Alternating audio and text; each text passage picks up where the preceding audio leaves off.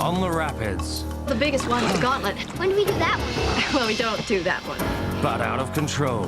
They're so creepy. I just think we have to get away from them. You're gonna get another chance to run the gauntlet. We're not stopping at Bridal Creek. I'm taking my family, and I'm leaving. Meryl Streep Do what I say when I say it. Otherwise, we got no chance in hell of making it through. opens a series of Sunday movies, The River Wild, Sunday at 7:15 on BBC One.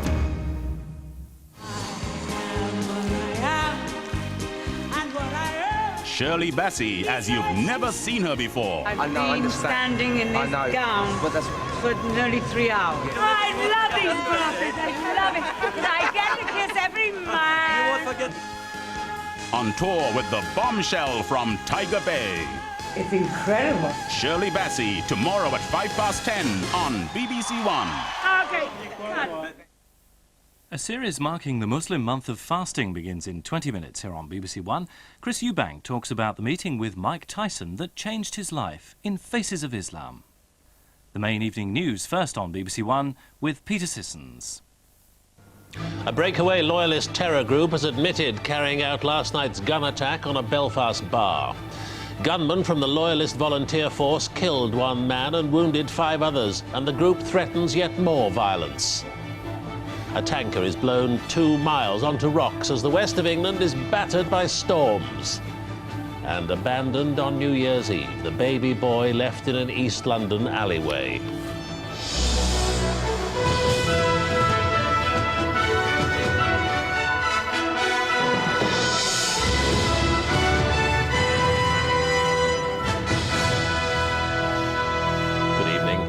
A splinter group of loyalist terrorists whose leader was murdered in the Maze prison last week has admitted killing again to avenge his death and said this is not the end. Gunmen from the Loyalist Volunteer Force shot dead the latest victim in a Belfast bar last night. Security sources say one of the main loyalist terrorist groups with political links at the peace talks may have assisted the attack. The Northern Ireland Secretary Mo Mowlam is to break her New Year holiday for security talks tomorrow. From Belfast, Tom Coulter reports. A new year, but an old image from the streets of Northern Ireland. People laying flowers at the scene of the latest terrorist attack. Tonight, the Loyalist Volunteer Force admitted they carried out the shooting. Last night, 2 masked gunmen walked into the Clifton Tavern and opened fire indiscriminately, killing 31-year-old Catholic Edmund Traynor and wounding 5 others. In their statement, using a recognised code word, the LVF said the murder was a reprisal for the killing of their leader, Billy Wright, in the Maze prison on Saturday. The LVF was formed 16 months ago, when Wright broke away from the larger Ulster Volunteer Force, unhappy at their participation in the peace process. Security and loyalist sources suspect one of the mainstream loyalist terror groups must have been involved in last night's shooting, as the LVF are not thought to have a presence on Belfast Shankhill Road, from where the attack was launched. I am concerned that, where this killing has come from. If it has come from one of the mainstream loyalist paramilitary organisations, then I think that the process is finished, because I think that the process is ailing at this point in time, and I think a killing, I guess, would just finish it off completely. One thing that can be said about the people of North Belfast is that we are very wise as to who carries out sectarian assassinations. And whilst on paper the LVF may have claimed the responsibility for this, I doubt that the vast majority of people are convinced by it. The LVF has warned of further attacks. The RUC Chief Constable has no doubt about their ruthlessness. This is an organisation comprised of dangerous terrorist criminal killers, prepared to kill people for no reason other than the religion that those people follow. So of course they present a real danger to society. Many people had hoped the new year would mark a new beginning in the search for peace in Northern Ireland. The events of the past few days and the threat of further violence have made the politicians' job even more urgent and more difficult. Tom Coulter, BBC News, Belfast. Storms and gale force winds have swept across Britain tonight. Power supplies in parts of North Wales have been disrupted, and a 22,000-ton tanker was forced onto rocks near Tor Bay in Devon. From there, Stephen Cape reports. Carelessly on rocks, the 22,000-ton Santa Ana. Luckily, she was not fully laden with oil when she went aground, but Coast Guard officers said she had 3 holes in her side. It's not clear how badly damaged she is, but 270 tons of diesel fuel oil is being pumped into higher holding tanks as a precaution. Eventually, efforts will be made to shift the vessel into open water. Well, as far as I can see, they're going to stabilise the vessel first. And the next tide, when the Farmanara gets here, which is a tug, and it will assist her with the other vessels, they're going to try maybe then and pull her off. It was a tricky operation. The steel hull groaned as the efforts were made to drag her free, but it was helped because the weather improved. Then, after 6 hours, the ship was free. Still listing to one side, the Santa Ana made for open water. A disaster averted, but the repair bill will still have to be assessed. Stephen Cape, BBC News, Torquay. Police are trying to trace the mother of a newborn baby boy who was found abandoned in an East London alleyway last night. They say she may need medical help. Andy Ty reports. Safe and warm, 24 hours after he was abandoned, the 2-day-old baby boy is in a good condition in hospital. He was found lying in an alleyway at 7 o'clock on New Year's Eve. His cries alerted a man on his way to buy a lottery ticket. Doctors say he'd been there about half an hour. Although it was cold, he was wrapped in a white shawl and was wearing a baby grow. The police say his mother could need medical help. Obviously, our priority will be to consider her welfare and her care, and that if she needs medical attention, that will be the priority. And we want to reunite her with her child. Detectives also want information about anyone seen carrying a baby or a bundle of clothes in the Leighton area of East London yesterday evening.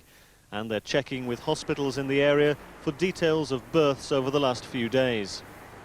The baby had a plastic umbilical clip attached, which means he was probably delivered with the assistance of a midwife. He's been named Robert Allen, after the 2 ambulancemen who brought him here.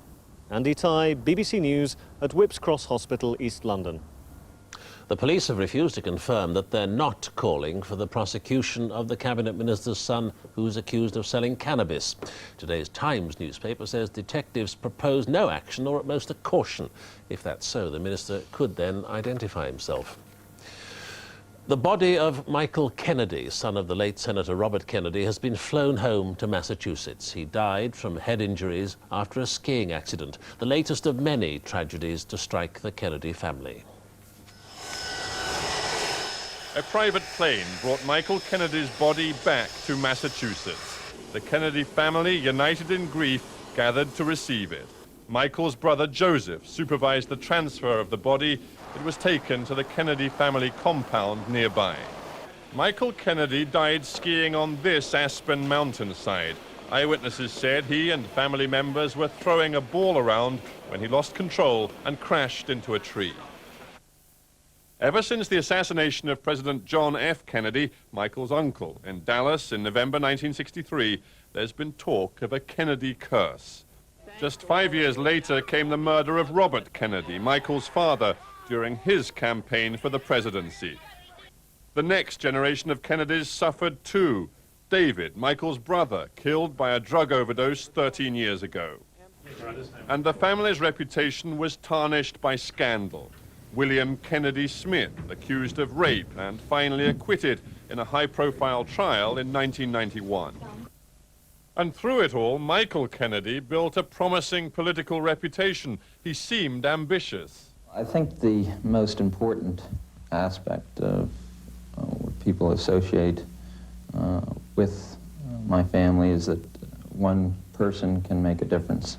But last year, newspaper allegations about a sexual relationship with a teenage family babysitter destroyed his political career. He acknowledged serious mistakes. The Kennedys have politics in their blood, but their power is waning. What is left is a troubled family still plagued by misfortune. Stephen Sacker, BBC News, Washington. There's still a question mark tonight over the future of 2 Labour members of the European Parliament who opposed Tony Blair's welfare cuts. Labour claims Ken Coates and Hugh Kerr have defected to the Greens, but they say they haven't decided yet. Here, secret government papers just released reveal the inside story of a crucial moment in British political history, the 1967 devaluation of the pound. Labour's Prime Minister Harold Wilson, to make British exports cheaper, was forced to cut the pound's value from $2.80 to $2.40. Today, as a matter of interest, the pound closed at $1.64. Our political correspondent David Walter looks back. Problems crowded in on the government in 1967 until devaluation of the pound became inevitable. It was seen as an acknowledgement that Britain's economic prestige was waning. Harold Wilson's humiliation has haunted subsequent generations of Labour politicians. The Cabinet Minutes show how the Prime Minister and his Chancellor James Callaghan anguished over the decision. In a long memo scrawled to the Chancellor in his own handwriting, Harold Wilson says, if we had any choice left, we ought to consider much more seriously any possible alternative. But a fortnight later, he revealed to the Cabinet devaluation was inevitable. Most of them were a bit shell-shocked. Callaghan handled himself with a more sombre dignity, I think the way in which I would put it, at that time, than did Wilson. Wilson tried to put a sort of slightly cocky face on it, though for both of them it was a defeat. The Prime Minister wanted to present the U-turn as optimistically as possible, a decision which led to a much derided soundbite. That doesn't mean, of course, that the pound here in Britain, in your pocket or purse or in your bank, has been devalued. The records reveal all Harold Wilson's genius for manipulating the news, but even he couldn't stop devaluation knocking his government sideways. David Walter, BBC News. The American Steve Fossett is doing well in his attempt to make the first non-stop balloon flight around the world. He lifted off from St. Louis last night and is now over the Atlantic. It's his third attempt at the feat. Last time he got as far as India. The trip's expected to last 2 weeks. His fellow American, Kevin Uliassi, who took off from Rockford, Illinois a few hours later, wasn't as lucky and was soon forced to land. Football, and in the Edinburgh Derby, Hearts failed to return to the top of the Scottish Premier League after drawing with Hibernian. Hearts took a commanding early lead with 2 goals from Steve Fulton within the first 10 minutes. But Hibernian fought back in the second half, with Pat McGinley levelling the score at 2-2 with just over 20 minutes to go. Millions of partygoers across the world welcomed in the new year in style. 200,000 revellers gathered in Edinburgh for Europe's biggest street party, with thousands more celebrating elsewhere. As midnight arrived in Scotland, Edinburgh welcomed 1998 with Britain's biggest street party, as some 200,000 revellers brought the city to life. Free tickets had been distributed in advance. There were only 10 arrests. In the centre of Birmingham, up to 50,000 were also celebrating with a huge free party, the largest in England outside London. Here too, the crowds were very good-natured. And in Trafalgar Square, up to 80,000 gathered for the traditional unofficial marking of Big Ben's midnight chimes. The police took no chances with safety, sealing off the fountains and Nelson's Column. At least 27 people were arrested, mostly for drunkenness. Around the world, the scenes were the same on an even bigger scale. A record 500,000 revellers packed into Times Square in New York, the warmth of the massive celebration contrasting sharply with the sub-zero temperatures. That wasn't the problem in Brazil, where hundreds of thousands poured onto the nighttime beaches at Rio de Janeiro to dance the New Year in, accompanied by a firework display of epic proportions.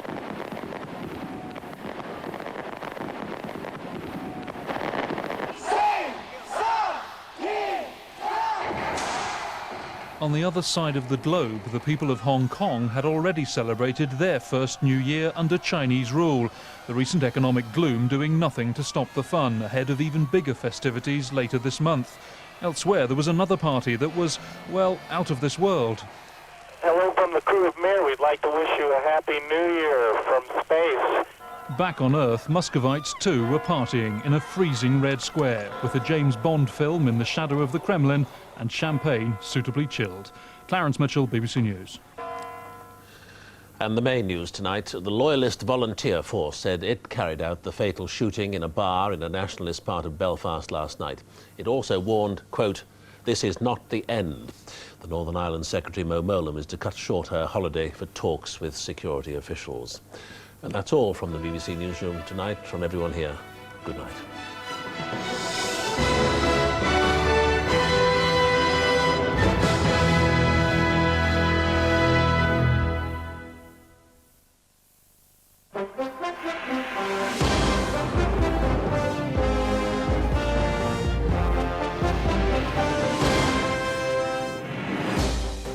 And the latest from the southeast. A mother of 3 died today in a hit-and-run accident in Basildon as she was out celebrating New Year. Tina Thorne was fatally injured in front of her husband and friends as she got out of a minibus. Tina Thorne's 3 young sons are said to be traumatised by the loss of their mother. The 39-year-old was fatally injured at this bus stop in Basildon. Tina had been out with her husband and a group of friends. They were getting out of a minibus on their way to a party when a car, thought to be a dark-coloured Ford, hit her. It sped off without stopping. We are appealing for witnesses. We desperately need help. There are 3 young children without a mother, tragic circumstances, and we believe it to be a serious crime. Police say this area was busy at the time of the accident, with many people coming back from New Year parties. They urgently want to speak to anyone who may have seen what happened. Rita Mongiardino, News from South East, Basildon. And police in Oxfordshire have charged a 20-year-old man tonight with causing death by dangerous driving and driving while unfit through drink or drugs. Joseph Hearn from Whitchurch-on-Thames will appear before magistrates tomorrow in connection with the death of Lisa Ann Westbroom, a 21-year-old care worker. She was killed early today as she and her fiancé left a pub in Woodcote. A sandwich left to rot in a hospital meant 18 operations had to be rescheduled when flies feeding on the food got into surgical theatres. All 10 operating theatres at Frimley Park Hospital in Surrey had to be closed and re-sterilised. A spokesman said patients were not at risk. Police are appealing for witnesses to a shooting today on the streets of southeast London. The victim, still in a critical condition, was shot at 9 o'clock this morning in Camberwell New Road after an argument with another man. It's just a month since a guns amnesty ended in the neighbouring borough of Lambeth.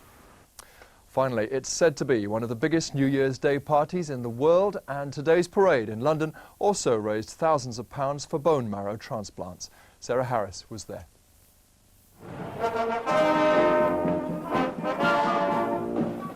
They came in their thousands to celebrate New Year's Day in the capital. The only hitch was getting the popular giant inflatables through customs at Heathrow Airport. A paperwork mix-up meant officials wouldn't release the blow-up characters on loan from New York City. They did demand £43,000 for their return, but we reached an agreement and seasonal goodwill prevailed, and we actually got them released yesterday afternoon. The police say almost 1 million people came to cheer on the 10,000 who took part in the parade. Sarah Harris, News from South East, Central London. We're back just after 7 tomorrow morning. There is South East news round the clock on our regional CFAX page 160. For now, good night.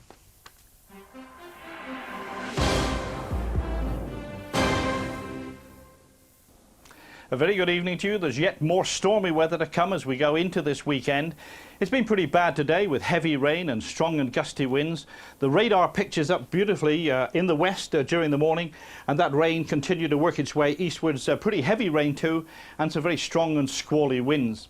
Now the radar too, where the satellite picture shows that rain pushing in, the cloud coming in with it too, and we're looking at this little bump in the satellite picture now. That's got some thunderstorms mixed in it, and they're likely to run down through into the West Country later tonight, and I think through tomorrow. So it looks as though tonight some heavy showers coming into the West Country, showers up the west and northern side as well, but many central and eastern parts ending up dry, but not too cold, 2 or 3 degrees, so really that's not too bad at this time of the year.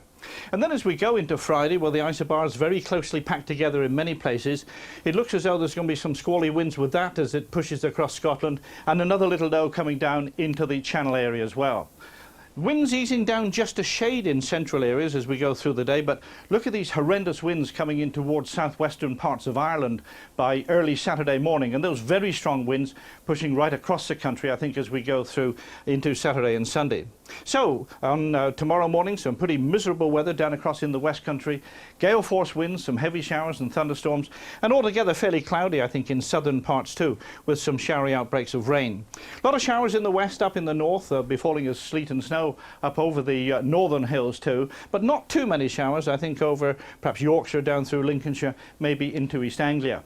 Temperatures around 7 degrees or so, strong and gusty winds in the north, strong and gusty winds in the south, but in the middle, dying down for just a shade. As we go into Saturday, though, some pretty miserable weather, very strong winds. It looks as though there could be some destructive winds over northern parts, down through Wales, into the West Country, and winds there could well be gusting up to about 70 miles an hour. That's the forecast. Bye for now. A new location. Dublin's got a lot to offer, Sam. But the same old prejudices. Women are invariably mothers first, ambassadors second. A battle to reconcile the demands of high office with one's conscience. If you have to take a life to save a life, then take it. You have misled the Prime Minister. You've put your own interests above those of the country. And a need to juggle the restrictions of public life. I didn't need protection till you showed up. With the needs of a family. Everything I say, you turn against me. You're a career woman. What do you expect? Starring Pauline Collins and Dennis Lawson. Don't underestimate the ambassador. She's her own person. A major new series, The Ambassador, begins Sunday 9 o'clock on BBC One. Once upon a time, a girl named Alice got very curious about a little white rabbit. Lewis Carroll, like Alice, has intrigued each new generation. Dons and professors and clerics. Once you take the animal heads off, you begin to see what it's all about. You are the original Alice in Wonderland. A lot of people think that he was in love with her. There is a diary entry which has been doctored. Lewis Carroll, Curiouser and Curiouser. Omnibus, Sunday at 10:35 on BBC One. It was the reunion the fans had been longing for, back together after more than a decade. Fleetwood Mac are in concert in 20 minutes. Before that on BBC One, the first in a series of programmes marking the Muslim month of fasting, Faces of Islam.